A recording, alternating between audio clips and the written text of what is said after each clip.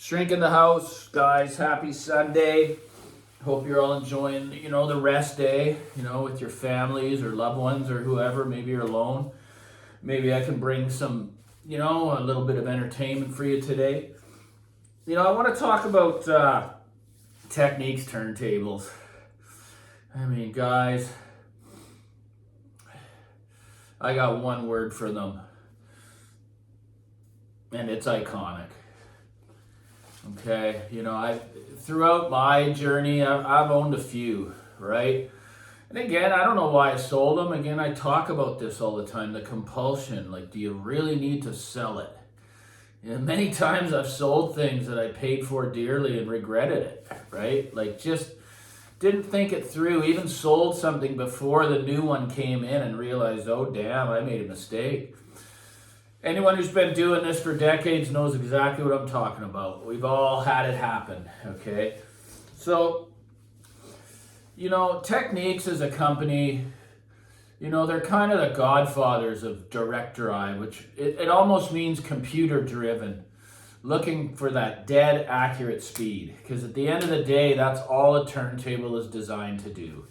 Speed is so important. And that's what it's trying to do. Turn a record at 35 revolutions per minute or 45 with precision. So, Technics, let's just face it, the 1200, although they're not the most expensive turntable they've ever built, I believe that it's up there with the most iconic, music components ever built. Look at the money it's still bringing, right? You can't say that about a lot of components in the world. It's just totally iconic. There's many models, the SP10, and any of you proud owners out there. Again, less is more. Absolute gorgeous, just simple slab of aluminum, with your separate power supply, this kind of stuff. So me, I've never owned that model. Absolutely love the new flagship. I'd own it any day of the week. I think for its price, it's a great deal. Technics is an absolute kick-ass system, man. You got the Japanese engineers. I don't care where it's made now. I've heard they've moved their factory to Malaysia or something for all models. Big deal. I've owned the 1200 and I had it modded. I got the Origin Live armboard kit and threw an Origin Live silver tone arm on there. It was a beautiful piece. Am I a fan of the aesthetic of the DJ, that strobe light that pops up and the pitch control? No, not at all, because I don't use them. And I'm a guy that likes my components to be as simple as possible aesthetically. The only thing that's there is what you're going to use, So I've owned that. I've owned another one of those. I've owned a Technics SL10, which are my favorites, but the little guys. It was the flagship of the linear tracker, record size, built like a brick shithouse turntable. And Nick, unfortunately, in North Vancouver, who was just one of the greatest men, he had his business called the Turntable Shop that now I heard is going to reopen with a young employee that helped him, and I'm so happy. Like, this guy helped so many people. The Technics SL10 was his favorite, and he could fix anything. And these are very complex machines, guys.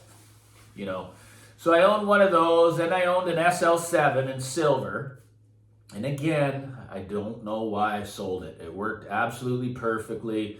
These things are over 40 years old. They're built like tanks. And, I don't come and say, oh, belt drive's better than direct drive or the other topologies of turntables out there, the Lin and I'm not going to get into all the names because they just would not come to me right now because, as I say, steady stream of consciousness here. There's so many different designs of turntables out there, and I never, this one's the best. Well, no. I love Technics, and I'm very proud to own a SL7 now in black. They're really, really rare to get, guys. I've gone through phases of what finish I like with components. Well, as you can see behind me, I got the colors in the rainbow back there, just like my artwork, right? I like it. I like to have those different finishes. It's all good. Tastes change as we age and get more experienced in the audiophile community. Even the condition of things, I'm not as fussy as I used to be. Like if I really want something and there's a little mark on it, I'm gonna buy it anyway because it may never come around again. But yeah, I gotta get back to it. I gotta say, man, Technics, for all you proud owners out there, it's just iconic. It's really, really superb equipment. I mean, they kind of disappeared for a while and they made a huge comeback. For me, the latest one that I reviewed, which the 100C, I spoke very highly of. I did not expect the build quality to be at that level when I was taking it out of the box for $1,399. Sorry guys, it's my go-to. Under $2,000. It's going to be, that would be the table I recommend. The only weakness with that one is the tone arm lifter, and I never really shared that. It just feels a little cheap. Of course, it's probably a lot better on the 1200G, but you need to spend double the price for one little afterthought. No, it has no phono stage, no gimmicks like pitch control, it's just a sleek, beautiful turntable that I recommend 100%. But I'm not going to lie, the little SL7 edges it out in sound and build. This thing is insane. I mean, you can see it in the picture. It's just, it's almost 25 pounds. Like you wrap your finger knuckles on it. It's just so like a tank. But yeah, for me, I think there's too many models right now though in the lineup. I think they could have simplified that a little bit. But I'm a guy that, once you find a brand you love, don't start spending money on the budget stuff if you can afford better. Just maximize your investment. I'm telling you, you're going to save yourself a lot of grief. And you're going to be happy from the get-go. Don't start by buying $100 amplifiers and work your way all the way up. Just, if you can afford it, take your time, do your research, listen to a few people on YouTube or read some literature.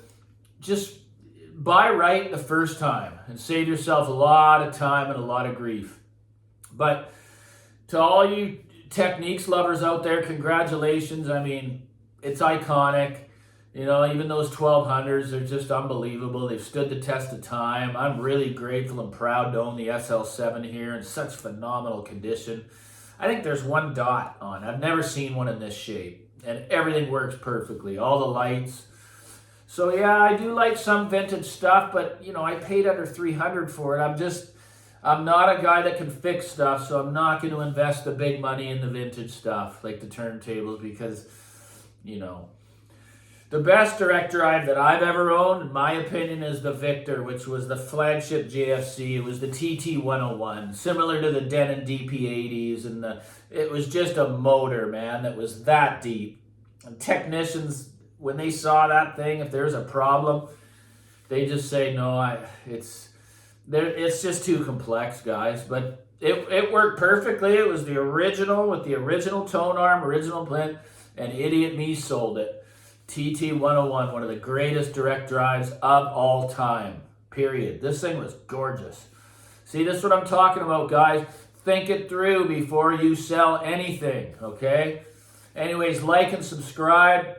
There's a super thanks there if you want to support my channel. Send the shrink $1, buy him a coffee. The little heart down there. Have a good Sunday. Cheers.